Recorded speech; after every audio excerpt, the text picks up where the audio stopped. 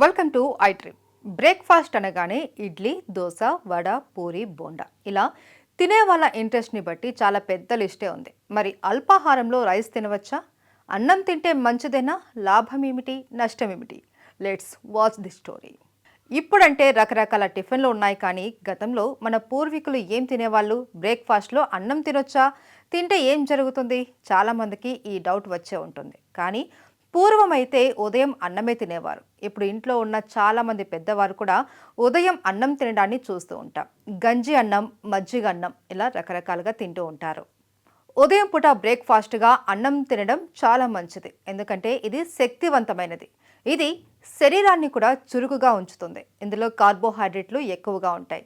Beans, క్యారెట్లు, బచ్చలి కూర, బఠానీలు వంటి కూరగాయలు కలుపుకొని తింటే చాలా ప్రయోజనాలు ఉంటాయంటారు. అయితే ఉదయాన్నే తింటే అన్ని లాభాలేనా, నష్టాలు లేవా అంటే ప్రపంచంలో ఏ ఫుడ్ అయినా దాని రిజల్ట్ అందరికీ ఒకేలా ఉండదు. రైస్ విషయంలోనూ అంతే.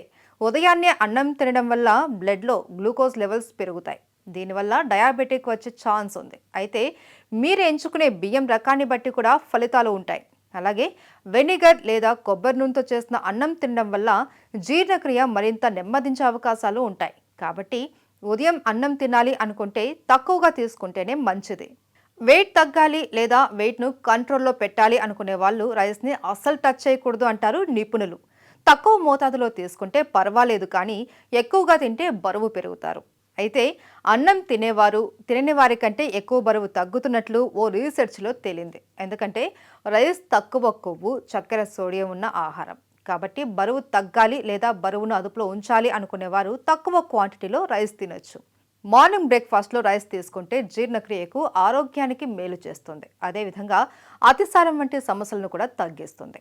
పేగుల్లో ప్రయోజనకరమైన బ్యాక్టీరియాను పెంచడానికి హెల్ప్ చేస్తుంది. సో ఫైనల్గా ఎలాంటి సందేహం లేకుండా అన్నాన్ని బ్రేక్ఫాస్ట్గా తీసుకోవచ్చు.